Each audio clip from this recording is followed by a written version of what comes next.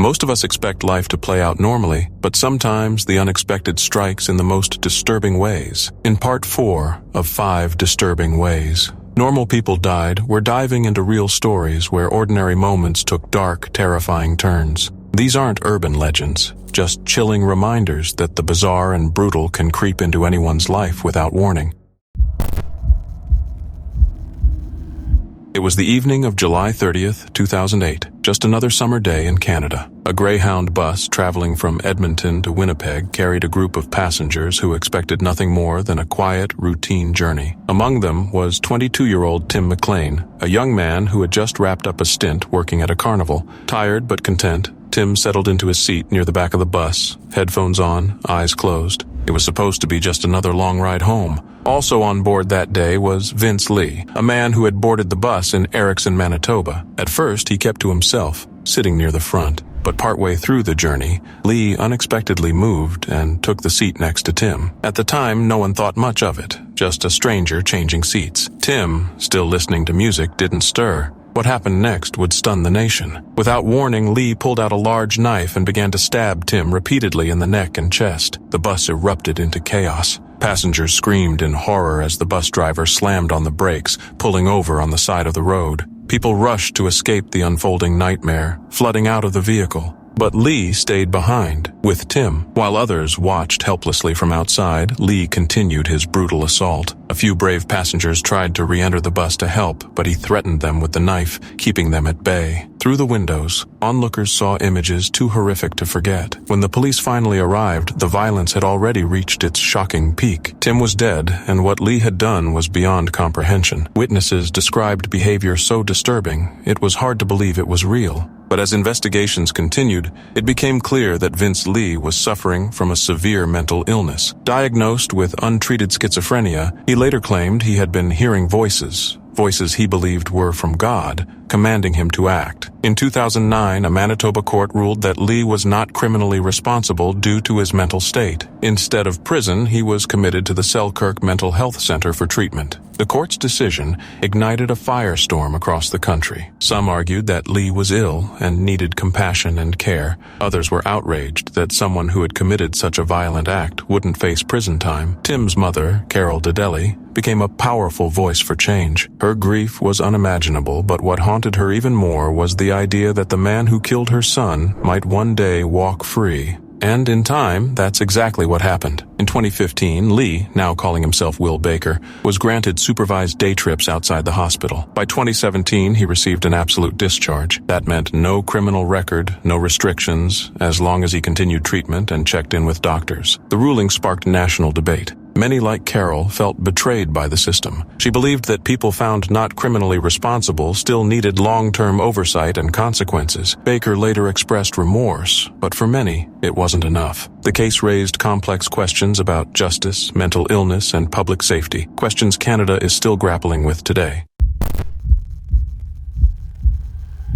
It was a quiet Saturday evening in 2017 in Jesenik, a small town tucked away in the northeastern Czech Republic. A 65-year-old mother and her 45-year-old daughter were enjoying what was meant to be a peaceful visit to a friend's garden home. The highlight of their evening? A relaxing session in the private sauna, something so ordinary it didn't seem to carry any risk at all. For a while, everything seemed fine. The women had been inside the sauna for some time, unwinding in the warmth. But as more minutes passed, their friend, who owned the home, started to feel uneasy. Something wasn't right. The women had been inside far longer than usual. Concerned, she finally decided to check on them. What she found was horrifying. Both women were lying motionless on the sauna floor. The heat was suffocating, and it quickly became clear that something had gone terribly wrong. The sauna door's handle had broken, trapping them inside with no way out. They had tried desperately to escape. Evidence of their struggle was all around. The small glass window in the sauna door had been shattered from the inside, and broken glass lay scattered on the ground.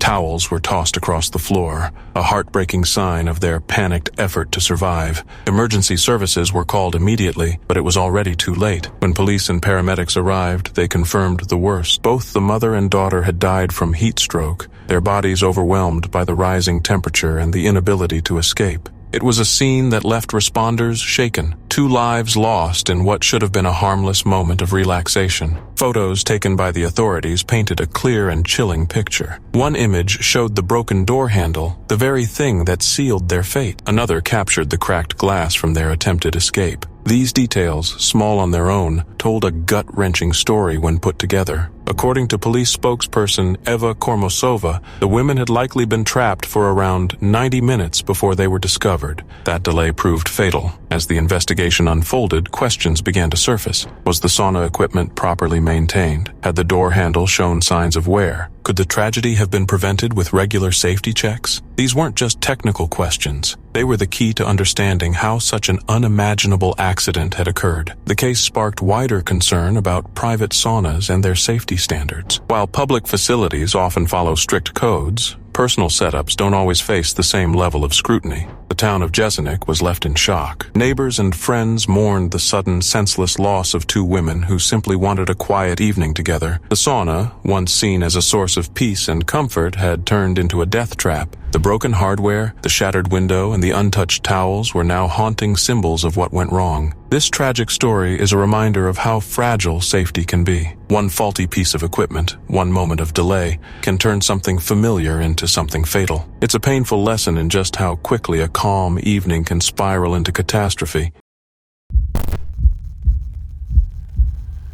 It was an ordinary afternoon in 2015 in the quiet village of Liuzhuang, nestled in China's Shandong province. 6-year-old Xiao Li was outside, laughing and running around with his friends during a carefree game of hide-and-seek, the kind of childhood moment most parents take comfort in. But this playful day would take a horrifying turn that no one in the village could have anticipated. As he ran around the yard, Xiao Li spotted something on the ground, a lollipop. It was unwrapped, but looked clean, as if someone had just dropped it. To a young child, it seemed like a lucky find. Without hesitation, he picked it up, popped it in his mouth, and continued playing. What Xiao Li didn't know was that this wasn't an ordinary piece of candy. It had been deliberately coated with tetramine, a highly toxic chemical commonly used in illegal rat poison. Tetramine, sometimes called TETS, is dangerously potent. A dose as small as 7 to 10 milligrams can cause severe damage, attacking the nervous system with terrifying speed. It's been banned in many countries since the 1980s, but black market versions still circulate, especially in rural parts of China. And on that day, it found its way into the hands of an innocent child. Not long after eating the lollipop, Xiao Li collapsed behind a bush. His friends, still playing nearby, heard the thud and rushed over. What they saw was nightmare-inducing. Xiao Li was unconscious, his skin pale, and he was bleeding from his eyes, nose, mouth, and ears. Terrified, the children ran to get help. His father, Jin Sui, found Xiao Li barely clinging to life. He scooped him up and raced to Ji County Hospital. Doctors quickly realized the severity of his condition. The toxin had already started ravaging his internal organs. His blood had turned dark, and his vital signs were unstable. He was soon transferred to a larger facility, Jining Medical University Hospital, for advanced care. For 2 days, doctors fought to save him, but the poison was too strong. Xiao Li died from severe organ failure caused by the tetramine. Tests later confirmed that the lollipop had been intentionally laced with the poison. This wasn't a tragic accident. It was a calculated act. Even more chilling, authorities found additional poisoned lollipops scattered around the yard. Police determined they hadn't been thrown in. They were carefully placed, which meant someone had entered the property, walked around unnoticed,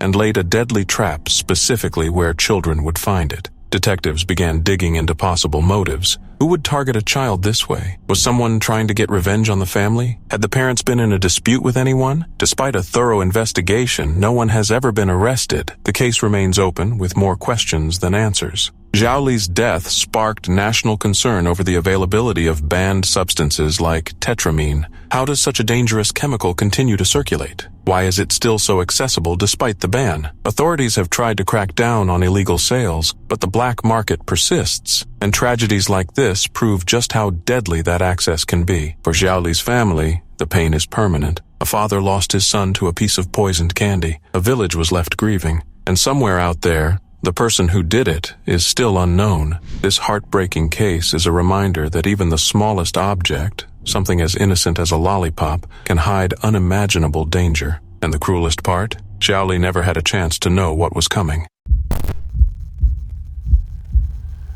It was December 4th, 2016, a day that was supposed to mark the beginning of a new life for 32-year-old Rosemary do Nascimento Silva. Living in Sao Paulo, Brazil, she had long dreamed of making her wedding day not only memorable, but magical. To surprise her fiancé, Uderley Damasceno, Rosemary made a bold and romantic decision. She would arrive at their wedding ceremony in a helicopter. Only a handful of people knew about the plan. She wanted her entrance to be dramatic, private, and unforgettable. The wedding was set to take place at Recanto Beija-Flor, a large scenic venue in the city of Osasco, just outside Sao Paulo. Over 300 guests had been invited, and everything was going perfectly. The sun was out, decorations were in place, and music floated through the venue. But the bride was still missing, and only 6 people knew why. At around 4 p.m., Rosemary boarded a Robinson R-44 helicopter at a nearby hangar. With her were her brother Silvano Nascimento da Silva, the couple's wedding photographer Nilda Cristina Neves, who was 6 months pregnant,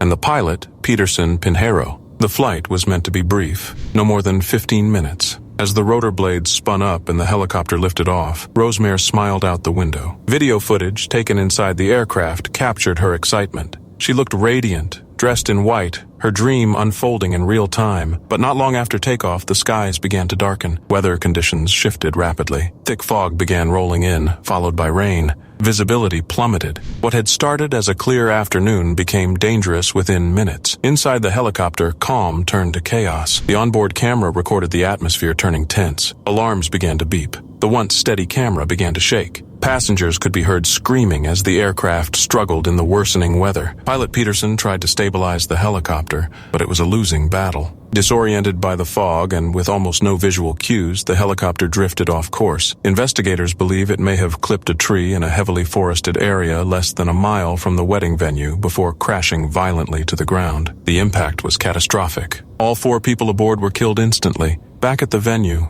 the wedding guests were still unaware of the tragedy unfolding nearby. Many were simply waiting for the ceremony to begin, assuming a minor delay. Only the small group involved in the helicopter plan began to grow concerned. When a call confirmed that the helicopter had indeed departed on time, anxiety set in. Then came word of a nearby helicopter crash. At first, no one made the connection. But when details began to match, a sense of dread spread through the venue. Uderley, the groom, was standing at the altar waiting for his bride when he received the news. In just a few words, his entire world shattered. Rosemary, her brother, the photographer, and the pilot were gone. The wedding that had been so full of joy just moments earlier dissolved into grief and disbelief. Authorities launched a full investigation. It was discovered that while the helicopter was licensed and its registration valid until early 2017, it had been operating over its recommended passenger limit. It was designed for only 3 passengers, but 4 people had been on board that day. Investigators cited the combination of bad weather, poor visibility, and overloading as contributing factors to the crash. They concluded that the pilot had likely become disoriented due to the fog, causing him to lose control. 8 fire crews responded to the crash, but there was nothing anyone could do.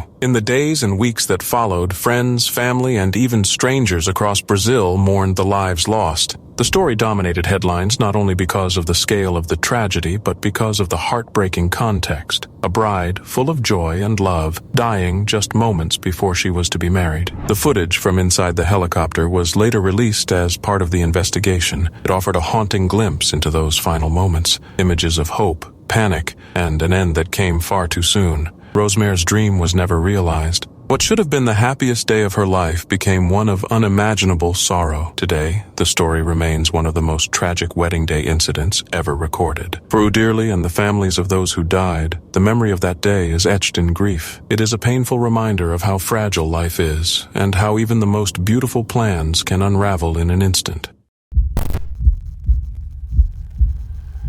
On the night of January 18th, 2021, 23-year-old Victoria Strauss, a graduate student at Ohio State University, was leaving campus after a long evening of studying. Just weeks away from earning her master's degree in social work, she was filled with hope for the future. Victoria was known for her warmth, kindness, and deep desire to help others. Her dream was to become a therapist, a goal she had worked tirelessly toward. Around 11:30 p.m., Victoria drove into a familiar parking garage in downtown Columbus. She pulled up to the automated pay station to exit. As she reached out of her car window to insert her credit card, it slipped from her fingers and fell to the ground. In a quick attempt to retrieve it, she opened her car door and leaned out to grab the card. But in that moment, her foot accidentally pressed down on the gas pedal. The car lunged forward. The open door slammed into the heavy toll booth structure, trapping Victoria's head between the door and the post. She was pinned, unable to move or call for help. The garage was quiet, and no one was nearby to witness what had just happened. Hours passed before a security guard discovered her. At 5:40 a.m., he spotted her vehicle and immediately called emergency services. Tragically, it was too late. Victoria was pronounced dead at the scene. The police investigation concluded that the incident was a freak accident. No foul play was involved. An autopsy later revealed the cause of death as blunt force trauma to the head. The report also noted that Victoria had a blood alcohol level of 0.221-, nearly 3 times the legal limit in Ohio. While the alcohol did not cause the crash directly, it likely contributed to the chain of events that led to her death. The news of her passing devastated her family, friends, and classmates. Victoria was deeply loved by those who knew her. Her friends described her as someone who always checked on others, even when she was struggling herself. Before coming to Ohio State, she had been on Florida Atlantic University's cheer and dance team. Dance remained one of her greatest passions, and many of her friends later held tributes in her memory. Ohio State University issued a statement mourning her loss, and grief counselors were made available to support students and staff. Her professors remembered her as a dedicated student with a bright future. Victoria's death served as a heartbreaking reminder of how quickly life can change. A simple everyday action, picking up a dropped credit card, led to a tragic and irreversible outcome. But for those who knew her, she is remembered not for the accident, but for the joy, empathy, and strength she brought into the world. Though her life ended far too soon, Victoria Strauss's spirit lives on in the lives she touched and the legacy of compassion she left behind.